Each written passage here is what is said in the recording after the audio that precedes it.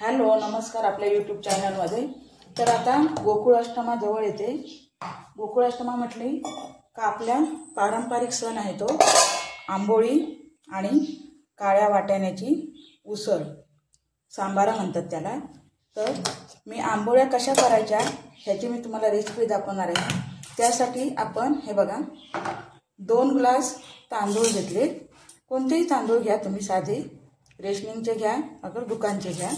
आणि त्यात हे बघा पाऊण ग्लास उडदाची डाळ घालायची आहे। बघा उडदाची डाळ, आणखी हे बघा अर्धा चमचा मेथी आहे।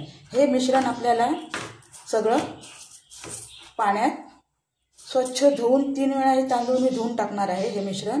आणखी यात पाणी ओतून निदान 6 ते 8 तास याला आपण भिजत ठेवायचं आहे। तर चला आपण हे स्वच्छ तांदूळ धुवून घेऊया आणि भिजत ठेवूया। हे वेगवेगळ्या पद्धतीने सुद्धा आपल्याला भिजवता येतात।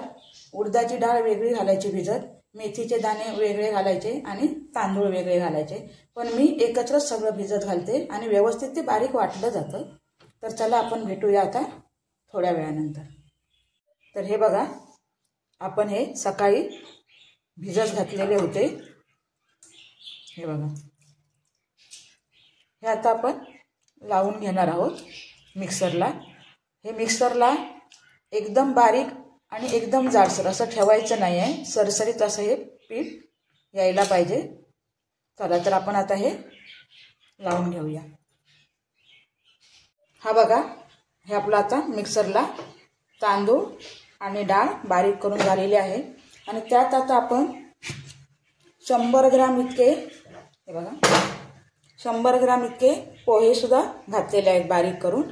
तर आता आपल्याला हे सगळं मिश्रण एकत्र करून 1-2-3 तासांसाठी ठेवायचं आहे।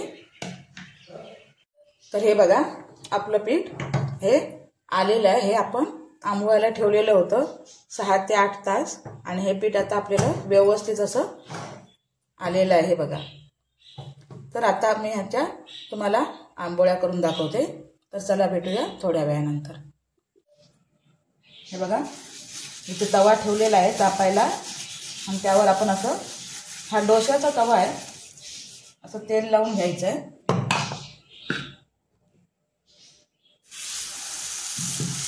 आणि आपल्याला असं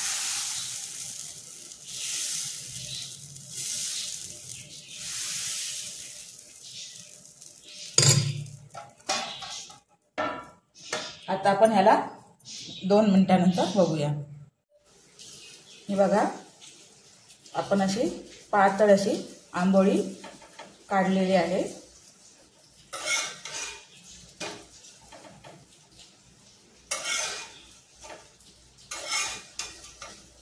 चला तर आता आपण थोडी ओली चटणी करून घेऊया।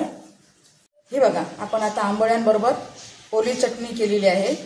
हे बघा तर चला भेटूया 5 मिनिटांनंतर।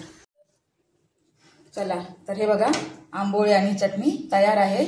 तर तुम्हाला हा व्हिडिओ कसा वाटला ते तुम्ही नक्की कमेंट करून सांगा आणि व्हिडिओ आवडला तर लाईक आणि शेअर करायला विसरू नका। तर चला भेटूया आपण अशाच एका नवीन व्हिडिओमध्ये। तोपर्यंत बाय बाय।